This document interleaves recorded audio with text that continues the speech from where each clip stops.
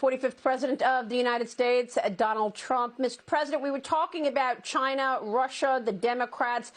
Kevin McCarthy was on with me on Sunday, and he told me he's going to be launching a number of investigations should they take the House majority in November. What investigations do you want to see should the GOP take the House in November?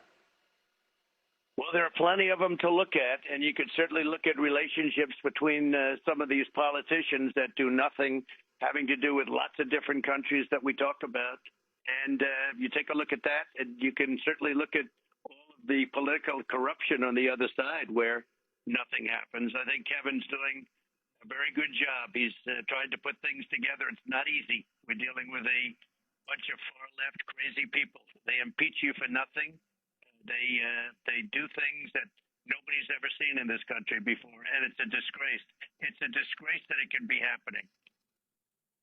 Well, there are a number of issues that people raise with Joe Biden, from the money he's accepted from China to unconstitutional mask mandates. Should he be impeached? They've taken in millions and millions of dollars into that family. Nothing will happen, and they only go after Republicans. They only want to go after Republicans. Yeah. And by the way, the Republicans don't do that. They don't play that game, which is in one way stupid, and another way it's probably the way it should be done in some ways. But they only go after Republicans. They don't go after Hunter Biden and Joe Biden. You look at the corruption, it's nobody's ever seen anything like it. Yeah, and you told me that was one of your big takeaways from your time in Washington. But, Mr. President, I want to get your take on the Republicans as it relates to this upcoming election year, because everybody wants your endorsement. I know you've been meeting lots of potential candidates. What are you looking for? What tips the line for you in terms of giving an endorsement? And what are the hot races that we should be watching going into the November congressional races?